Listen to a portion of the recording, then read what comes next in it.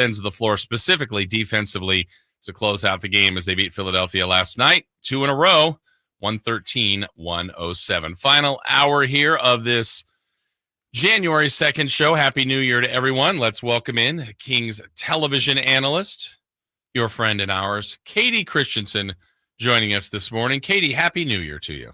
Happy New Year. Good morning, J. Ross. Good morning. And, just on a personal level, I know you did this on your own social media. I just want to say your messaging out there, and we can keep it at that. I'm happy for you. I'm glad. I know last year and times have been trying for you, but I thought your message was wonderful, and I'm really happy for you. Thank you very much. I appreciate it. Yeah. And I know everybody's feeling hopefully festive this time of year, and it helps with a couple of beam lightings, Kayte, and I know by now you probably have seen it on social media. I love the touch yesterday after the win of Doug taking the team up to the roof, up close and personal with the beam, and pretty good messaging up there. That I thought, if you haven't seen it, it was really, really cool. Yeah, I saw it last night before I went to bed, and it was really, really cool. I think the one thing that Doug Christie has is let me just break this down. His first game, obviously, in LA against the Lakers, it was a really strange day before, obviously, with Mike Brown being let go. And, we're sitting on the plane and we're waiting. And, when I sat down on the plane is when I found out it had broke on social media. And so it was just a really strange day. And then you have to just continue on with your business. And I went to shoot around at USC that morning, and that was really the first time Doug had a chance to talk to everyone other than when he spoke to them kind of right after everything happened. And he very meticulously laid out his plan, and he spoke to each one of the guys in front of everybody and, made roles very clear, and he made his mission very clear. And I mean, it was so, he's a motivator. If anything else, the one thing that he is really tremendous at is he's a motivator, because he had such a passion for the game as a player, and he brings that as a coach. And by the end of his talk, I'm like, man, I want to suit up. I want to put a uniform on. He just has that ability to connect with players and to speak with them. And the passion is so clear. And so, not surprised at all that he did that last night. And to make it very clear that, what they do on the floor has an impact to this community. They have the support of this community. They come to the games. The environment there last night was just spectacular. And they can have that if they give back, if they leave everything on the floor. And I thought last night was a great game to show just how hard they play, how capable they are when they play together. Yeah, and I think, Kayte, one of my favorite joys of these last two wins, I mean, the first one was just out of desperation. They absolutely needed it to stop the bleeding. But I think there's a common thread in these two, kind of to your point, that kind of relentless effort. It wasn't easy. It wasn't smooth. They didn't shoot 60%. They didn't knock in, 18 threes. They really had to grind through both games. And they did. That's kind of some games they just haven't been winning. And I'm not saying Doug's the difference, but he is there. He's a part of it. And this team is finding some different ways to win instead of just making, threes at a high clip. Exactly. Here's the thing. This team has not shot the three ball well. They've had a game here or there where they've fallen and everyone's shooting well. But as a whole on the season, I think the most surprising element has been their struggles through this long of a chunk of the season, and really roster hasn't changed all that much. And so it's surprising that has been kind of an issue throughout. But what I feel the last two games, there's been some changes defensively, and specifically last night was a really great example of it. When Doug spoke to the team, he said, he talked about the changes that he was going to institute. But he's also really great with listen, hey, I have to trust the coaches and let them do their job, but there are some things that I want to change. And one of them, very specific, was defensively. He wanted to change things up more often. He wanted to keep teams guessing. He wanted to make sure that they weren't getting a steady diet of any one thing. And in that second half, in that fourth quarter in particular, I mean, they were flying around. They were blitzing right after the ball came across half court. they got the 76ers in some really bad positions and were able to come up with some turnovers and go down and score. And they just put a ton of pressure on them from a defensive standpoint and made them uncomfortable, kept them guessing. And it takes a lot to do that and to be on the same page, because you can blitz and be really aggressive, but if they get the ball out of that blitz, and they're going to have wide open options. But perfect example, I believe it was Paul George right across half court, and he ended up splitting the blitz, and he had like a foot of space to work with. Like, he was in a bad spot, split the blitz, and Trey Lyles came up with the steal. They were trying to get the ball down to the basket.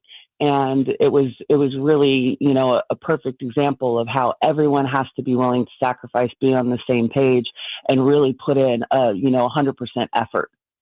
Talking with Kayte Christensen, Kings television analyst, joining us. In your time playing, did you go through a coaching change in season before? Oh yeah. I mean, if you've been in the league for any amount of time, it's probably going to happen to you at least once. And I know for some people, on this team, it's the first time. Keegan is a perfect example of it being kind of his first time that happening. But yeah, I mean, my rookie year, it happened. Cynthia Cooper was our head coach, and it ended up, partway through the season, they let her go, and her assistant coach, Linda, I can't think of Linda's last name. She used to be the women's coach at USC years ago. And it was brutal. It's hard. It's really hard to go through. And some teams can recover.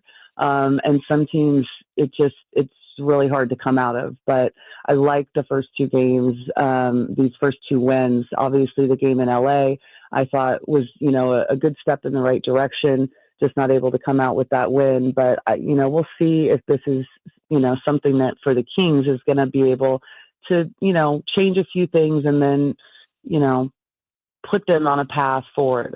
The one thing that I love Doug. Doug's been, with this team and on the staff. He was with Luke Walton, and then, he's survived a couple of staffs, and I think that he's great at learning, putting in the work. But he said something in LA, and I asked him a question in media, and I asked him what, if he had time to think about it, he wanted, to look at, players all have like a superpower, and Doug as a player, defense was, his superpower. And I said, have you thought about what it might be for you as a coach?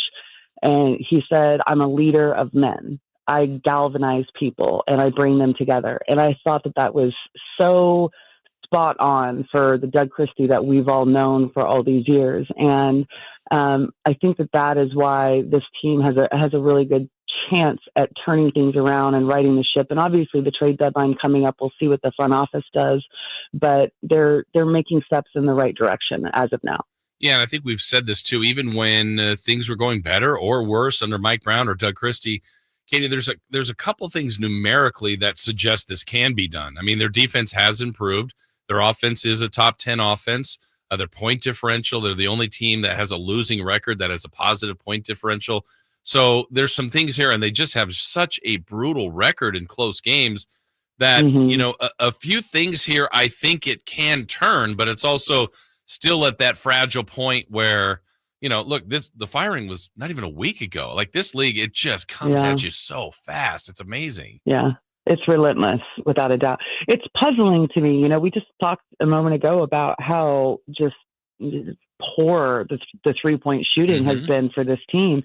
And it is shocking to me that they can struggle with something that was such a big piece of their offensive, pie, if you will, and still have a top 10 offense in this league. Like, I don't know how the maths in that way, but it's the reality. So, if with their defense improving and showing really, great signs of improvement throughout the season, I mean, that can carry you when your offense is struggling a little bit. But the closing of games, I can think of a handful where, there's just been really unfortunate, unforced turnovers in situations where it's like the ball's dribbled off someone's foot, or they pass it out of bounds, or they step out of bounds in like a clutch situation. And we just did not see that last year. And this team is not a high turnover team when you look at them on the season.